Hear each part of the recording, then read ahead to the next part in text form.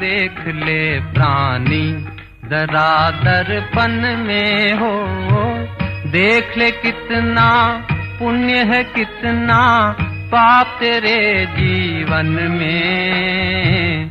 देख ले दर्पण में मुखड़ा देख ले प्राणी जरा दर्पण में।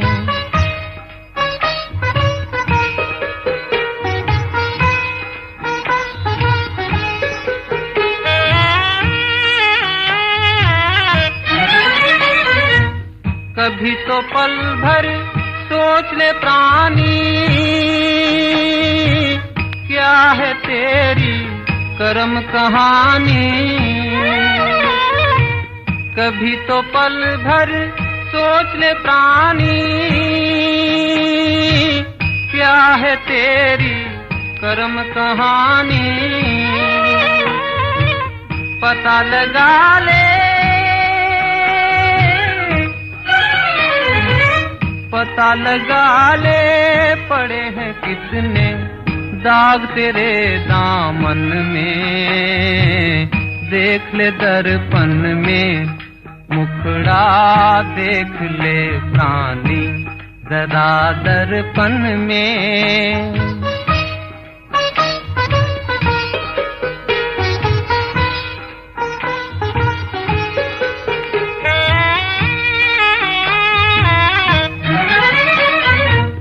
खुद को धोखा दे मत बंदे,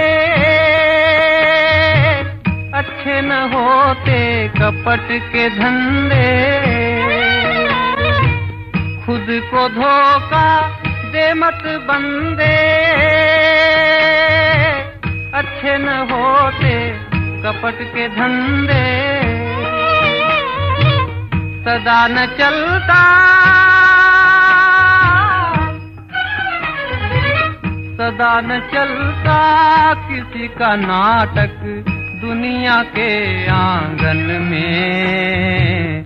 देख ले दर्पण में मुखड़ा देख ले प्राणी जरा दर्पण में हो। देख ले कितना पुण्य है कितना पाप तेरे जीवन में। देख ले दर्पण में मुखड़ा देख ले। ओम शांति 6/5/2026 प्रातः मुरली। ओम शांति। बाप दादा मधुबन। बाबा आज कह रहे हैं, मीठे बच्चे, जब तुम संपूर्ण पावन बनोगे तब ही बाप तुम्हारी बलिहारी स्वीकार करेंगे। अपनी दिल से पूछो, हम कितना पावन बनेंगे। मीठे बच्चे, जब तुम संपूर्ण पावन बनोगे तब ही बाप तुम्हारी बलिहारी स्वीकार करेंगे। अपनी दिल से पूछो, हम कितना पावन बने हैं। प्रश्न, तुम बच्चे भी खुशी खुशी से बाप पर बलि चढ़ते हो, क्यों? उत्तर, क्योंकि तुम जानते हो अभी हम बलिहार जाते हैं तो बाप 21 जन्मों के लिए बलिहार जाते हैं। तुम बच्चों को ये भी मालूम है कि अब इस अविनाशी रुद्र ज्ञान यज्ञ में सब मनुष्य मात्र को स्वाहा होना ही है। इसलिए तुम पहले ही खुशी खुशी से अपना तन मन धन सब कुछ स्वाहा कर सफल कर लेते हो। गीत मुखरा देख ले प्राणी। ओम शांति। शिव भगवान आवाज जरूर अपने बच्चों प्रति ही नॉलेज सिखाते हैं व श्रीमत देते हैं। हे बच्चों व हे प्राणी, शरीर से प्राण निकल जाते हैं व आत्मा निकल जाती है, एक ही बात है। हे प्राणी अथवा हे बच्चे, तुमने देखा कि मेरे जीवन में कितना पाप था और कितना पुण्य था। हिसाब तो बता दिया है। तुम्हारे जीवन में आधा कल पुण्य आधा कल पाप होते हैं। पुण्य का वर्षा बाप से मिलता है, जिसको राम कहते हैं। राम निराकार को कहा जाता है, न कि सीता वाला राम। तो अब तुम बच्चे जो आकर के ब्रह्मा बुक वंशावली ब्राह्मण बने हो, तुम्हारी बुद्धि में आया है बरोबर आधा कल्प हम पुण्य आत्मा ही थे, फिर आधा कल्प पाप आत्मा बने। अभी पुण्य आत्मा बनना है। कितना पुण्य आत्मा बने हैं वो हर एक अपनी दिल से पूछे। पाप आत्मा से पुण्य आत्मा कैसे बनेंगे, वो भी बाप ने समझाया है। यज्ञ तप आदि से तुम पुण्य आत्मा नहीं बनेंगे, वो है भक्ति मार्ग। इससे कोई भी मनुष्य पुण्य आत्मा नहीं बनते हैं। अभी तुम बच्चे समझते हो हम पुण्य आत्मा बन रहे हैं। आसुरी मत से पाप आत्मा बनते बनते सीढ़ी उतरते ही आए हैं।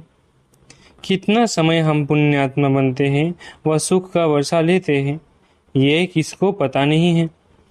उस बाप को याद तो सभी मनुष्य करते हैं, उनको ही परम पिता परमात्मा कहते हैं। ब्रह्मा विष्णु शंकर को परमात्मा नहीं कहेंगे और किसको परमात्मा नहीं कह सकते। भल इस समय तुम प्रजापिता ब्रह्मा कहते हो, किंतु प्रजापिता को कभी भक्ति मार्ग में याद नहीं करते हैं। याद सभी फिर भी निराकार बाप को ही करते हैं। ओ गॉडफादर, ओ भगवान अक्षर ही निकलते हैं, एक को ही याद करते हैं।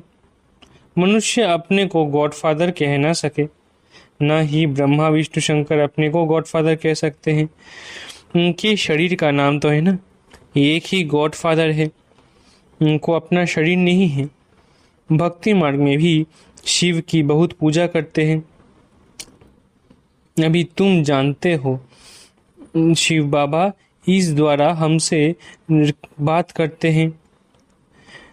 हे बच्चों, कितना प्यार से कहते हैं, हम जाते हैं, मैं सर्व का पतित पावन सदगति दाता हूँ। मनुष्य बाप की महिमा करते हैं ना, लेकिन उन्हों को ये पता नहीं है कि 5000 वर्ष बाद आते हैं। जरूर जब कलयुग का अंत होगा तब ही तो आएंगे। अभी कलयुग का अंत है तो जरूर अब आया हुआ है। तुमको श्रीमत मिलती है। श्रीमत कोई श्री कृष्ण की नहीं है। श्री कृष्ण की आत्मा भी श्रीमत से 100 देवता बनी थी, फिर 84 जन्म लेते अब तुम आसुरी मत के बने हो। बाप कहते हैं मैं आता ही तब हूँ जब तुम्हारा चक्र पूरा होता है। तुम जो शुरू में आए थे अब जड़ जड़ीभूत अवस्था में हो। झाड़ पुराना जड़ जड़ीभूत होता है तो सारा झाड़ ऐसा हो जाता है। बाप समझाते हैं तुम्हारे तमो प्रधान बनने से सब तमो प्रधान बन गए हैं। ये मनुष्य सृष्टि का वैरायटी धर्मों का झाड़ है, इसको उल्टा झाड़ कहते हैं। इसका बीज ऊपर में है, उस बीज से ही सारा झाड़ निकलता है। मनुष्य कहते भी है गॉडफादर, आत्मा कहती है आत्मा का नाम आत्मा ही है। आत्मा शरीर में आती है तो शरीर का नाम रखा जाता है, खेल चलता है। आत्माओं की दुनिया में खेल नहीं चलता, खेल की जगह ही ये है। नाटक में रोशनी आदि सब होती है, बाकी जहाँ आत्मा रहती वहाँ सूर्य चांद नहीं है। ड्रामा का खेल नहीं चलता है, रात दिन यहाँ होते हैं। सूक्ष्म वतन व मूल वतन में रात दिन नहीं होते। कर्म क्षेत्र ये है, इसमें मनुष्य अच्छे कर्म भी करते हैं, बुरे कर्म भी करते हैं। सत्युग त्रेता में अच्छे कर्म होते हैं, क्योंकि वहाँ 5 विकार रूपी रावण का राज्य ही नहीं। बाप बैठ कर्म अकर्म विकर्म का राज बताते हैं। कर्म तो करना ही है, ये कर्म क्षेत्र है। सत्युग में जो मनुष्य कर्म करते हैं वो अकर्म हो जाता है, वहाँ रावण राज्य ही नहीं, उनको हेवन कहा जाता है। इस समय हेवन है नहीं। सत्युग में एक ही भारत था और कोई खंड नहीं था। हेवनली गॉडफादर कहते हैं तो बाप जरूर हेवन ही रचेंगे।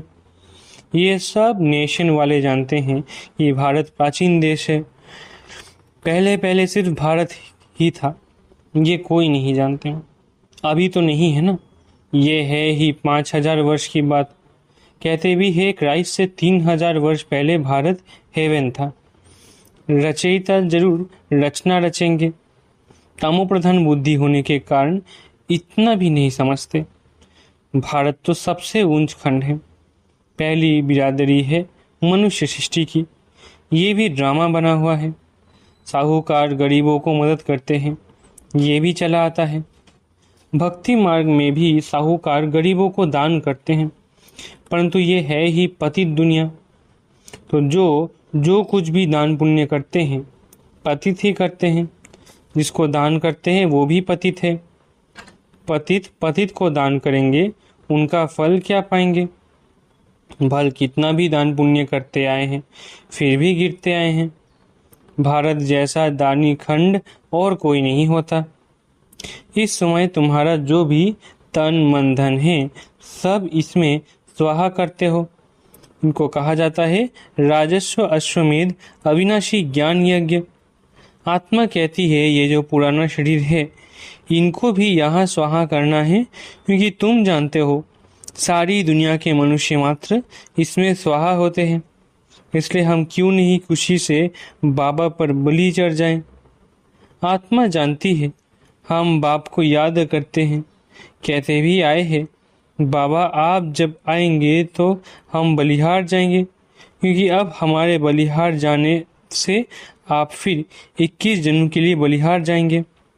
हम आप पर बलिहार जाते हैं तो आप भी तो 21 बार बलिहार जाते हो। बाप कहते हैं जब तक तुम्हारी आत्मा पवित्र नहीं बनी है, तब तक हम बलिहारी स्वीकार नहीं करते। बाप कहते हैं मामे कम याद करो तो आत्मा प्योर बन जाएगी। बाप को भूलने से तुम कितने पतित दुखी हुए हो। मनुष्य दुखी होते हैं तो फिर शरणागति लेते हैं। अभी तुम 63 जन्म रावण से बहुत दुखी हुए हो। एक सीता की बात नहीं, सब सीताएं हैं, जो भी मनुष्य मात्र है। रामायण में तो कहानी लिख दी है, सीता को रावण ने शोक वाटिका में डाला। वास्तव में बात सारी इस समय की है। सभी रावण अर्थात 5 विकारों की जेल में हैं, इसलिए दुखी हो पुकारते हैं हमको इनसे छुड़ाओ। एक की बात नहीं, बाप समझाते हैं सारी दुनिया रावण की जेल में है। रावण राज्य है ना, कहते भी है राम राज्य चाहिए। गांधी ने भी कहा सन्यासी कभी ऐसे नहीं कहेंगे कि राम राज्य चाहे, भारतवासी ही कहेंगे। इस समय आदि सनातन देवी देवता धर्म है नहीं, और ब्रांचेस है। सतयुग था, एक ही आदि सनातन देवी देवता धर्म था, अभी वो नाम ही बदला हुआ है। अपने धर्म को भूल फिर और धर्म में कन्वर्ट होते जाते हैं। मुसलमान आए, कितने हिंदुओं को अपने धर्म में कन्वर्ट कर लिया। क्रिश्चियन धर्म में भी बहुत कन्वर्ट हुए हैं, इसलिए भारतवासियों की जनसंख्या कम हो गई है। नहीं तो भारतवासियों की जनसंख्या सबसे जास्ती होनी चाहिए। अनेक धर्मों में कन्वर्ट हो गए हैं। बाप कहते हैं तुम्हारा जो आदि सनातन देवी देवता धर्म है वो सबसे ऊंचे सतो प्रधान थे, अब वही बदल कर फिर तमो प्रधान बने हैं। अब तुम बच्चे समझते हो ज्ञान सागर पतित पावन जिसको बुलाते हैं वही सम्मुख पड़ा रहे हैं। वो ज्ञान का सागर प्रेम का सागर है। क्राइस्ट की ऐसी महिमा नहीं करेंगे। श्री कृष्ण को ज्ञान का सागर पतित पावन नहीं कहा जाता। सागर एक होता है, चारों तरफ ऑलराउंड सागर ही सागर है, 2 सागर नहीं होते हैं। ये मनुष्य सृष्टि का नाटक है, इसमें सबका अलग अलग पार्ट है। बाप कहते हैं मेरा कर्तव्य सबसे अलग है, मैं ज्ञान का सागर हूँ। मुझे ही तुम पुकारते हो हे पतित पावन, फिर कहते हो लिबरेटर। लिबरेट किससे करते हैं ये भी कोई नहीं जानते, तुम जानते हो। हम सत्युग त्रेता में बहुत सुखी थे, उसको स्वर्ग कहा जाता है। अभी तो है ही नर्क, इसलिए पुकारते हैं दुख से लिबरेट कर सुख धाम ले चलो। सन्यासी कभी नहीं कहेंगे कि फलाना स्वर्गवासी हुआ, वो फिर कहते हैं पार निर्वाण गया। विलायत में भी कहते हैं लेफ्ट फॉर हेवनली अबोर्ड। समझते हैं गॉड फादर पास गए। हेवनली गॉड फादर कहते हैं बरोबर हेवन था, अब नहीं है। हेल के बाद हेवन चाहिए। गॉड फादर को यहाँ आकर हेवन स्थापन करना है। सूक्ष्म वतन मूल वतन में कोई हेवन नहीं होता है, जरूर बाप को ही आना पड़ता है। बाप कहते हैं मैं आकर प्रकृति का आधार लेता हूँ। मेरा जन्म मनुष्यों मुआफिक नहीं है। मैं गर्भ में नहीं आता हूँ, तुम सभी गर्भ में आते हो। सत्युग में गर्भ महल होता है, क्योंकि वहाँ कोई विकर्म होता नहीं जो सजा भोगे, इसलिए उसको गर्भ महल कहा जाता है। यहाँ विकर्म करते इसकी सजा भोगनी पड़ती है, इसलिए गर्भ जेल कहा जाता है। यहाँ रावण राज्य में मनुष्य पाप करते रहते हैं। यह है ही पाप आत्माओं की दुनिया, वो है पुण्य आत्माओं की दुनिया, स्वर्ग। इसलिए कहते हैं पीपल के पत्ते पर श्री कृष्ण आया। ये श्री कृष्ण की महिमा दिखाते हैं। सतयुग में गर्भ में दुख नहीं होता। बाप कर्म अकर्म विकर्म की गति समझाते हैं, जिसका फिर शास्त्र गीता बनाया है, परंतु उसमें शिव भगवानुवाच के बदले श्री कृष्ण का नाम डाल दिया है। अब तुम जानते हो हम बेहद के बाप से बेहद सुख का वर्षा लेते हैं। अभी भारत रावण से श्रापित है, इसलिए दुर्गति हो गई है। ये बड़ा श्राप भी ड्रामा में नुंदा हुआ है। बाप आकर वर देते हैं, आयुष्मान भव, पुत्रवान भव, संपत्तिवान भव, सभी सुख का वर्षा देते हैं। तुमको आकर पढ़ाते हैं, जिस पढ़ाई से तुम देवता बनते हो। ये नई रचना हो रही है। ब्रह्मा द्वारा तुमको बाप अपना बनाते हैं। गाया भी जाता है प्रजापिता ब्रह्मा, तुम उनके बच्चे ब्रह्मा कुमार कुमारियां बने हो। दादे से वर्षा बाप द्वारा लेते हो, आगे भी लिया था, अब फिर बाप आया है। बाप के बच्चे तो फिर बाप के पास जाने चाहिए, परंतु गाया हुआ है प्रजापिता ब्रह्मा द्वारा मनुष्य सृष्टि की स्थापना होती है, तो यहाँ होगी ना। आत्मा के संबंध में कहेंगे हम भाई भाई हैं। प्रजापिता ब्रह्मा की संतान बनने से तुम भाई बहन बनते हो। इस समय तुम सब भाई बहन हो। तुमने बाप से वर्षा लिया था, अब भी बाप से वर्षा ले रहे हो। शिव बाबा कहते हैं मुझे याद करो। तुम आत्मा को शिव बाबा को याद करना है। याद करने से ही तुम पावन बनेंगे, और कोई उपाय नहीं है। पावन बनने सिवाय तुम मुक्ति धाम में जा भी नहीं सकते हो। जीवन मुक्ति धाम में पहले पहले आदि सनातन देवी देवता धर्म था, फिर नंबरवार और धर्म आए। बाप अंत में आकर सबको दुखों से मुक्त करते हैं। उनको कहा भी जाता है लिबरेटर। बाप कहते हैं तुम सिर्फ मुझे याद करो तो तुम्हारे पाप भस्म हो जाएंगे। बुलाते भी हो बाबा आओ हमको पतित से पावन बनाओ। टीचर तो पढ़ाते हैं, इसमें चरित्र करते हैं क्या? ये भी पढ़ाई है। बाप ज्ञान का सागर ही आकर ज्ञान देते हैं। अच्छा, मीठे मीठे सिकलत है बच्चों प्रति माता पिता बाप दादा का याद प्यारा गुड मॉर्निंग। रूहानी बाप की रूहानी बच्चों को नमस्ते। हम रूहानी बच्चों की रूहानी माता पिता बाप दादा को याद प्यार गुड मॉर्निंग और नमस्ते। धारणा के लिए मुख्य सार, पहला, कर्म अकर्म और विकर्म की गति को जान अब कोई विकर्म नहीं करना है। कर्म क्षेत्र पर कर्म करते हुए विकारों का त्याग करना ही विकर्म से बचना है। दूसरा, ऐसा पावन बनना है जो हमारी बलिहारी बाप स्वीकार कर ले। पावन बनकर पावन दुनिया में जाना है। तन मन धन इस यज्ञ में स्वाहा कर सफल करना है। वरदान, नॉलेज की लाइट माइट द्वारा विघ्न विनाशक बनने वाले मास्टर नॉलेजफुल भव। नॉलेज की लाइट माइट द्वारा विघ्न विनाशक बनने वाले मास्टर नॉलेजफुल भव। भक्ति मार्ग में गणेश को विघ्न विनाशक कहकर पूजते हैं, साथ साथ उन्हें मास्टर नॉलेजफुल अर्थात विद्यापति भी मानते हैं। तो जो बच्चे मास्टर नॉलेजफुल बनते हैं वे कभी विघ्नों से हार नहीं खा सकते, क्योंकि नॉलेज को लाइट माइट कहा जाता है, जिससे मंजिल पर पहुंचना सहज हो जाता है।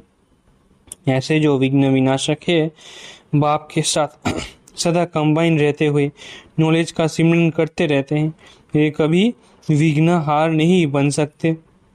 स्लोगन, अंदर बाहर जो भी बुराइयां हैं उन्हें संपूर्ण विल कर दो तो विल पावर आ जाएगी। स्लोगन, अंदर बाहर जो भी बुराइयां हैं उन्हें संपूर्ण विल कर दो तो विल पावर आ जाएगी। अव्यक्त इशारे, सदा अचल अडोल एक स्थिति का अनुभव करो। अभी अनुभवी बन औरों को भी अचल अडोल बनाने का अनुभव कराने का समय है। अभी खेल करने का समय समाप्त हुआ। अब सदा समर्थ बन निर्बल आत्माओं को समर्थ बनाते चलो। आप लोगों में निर्बलता के संस्कार होंगे तो दूसरों को भी निर्बल बना देंगे। ज्ञान की हर पॉइंट का अनुभवी बनने के लिए एकांत प्रिय बनो, एकाग्रता का अभ्यास बढ़ाओ। अच्छा, ओम शांति। शुक्रिया बाबा।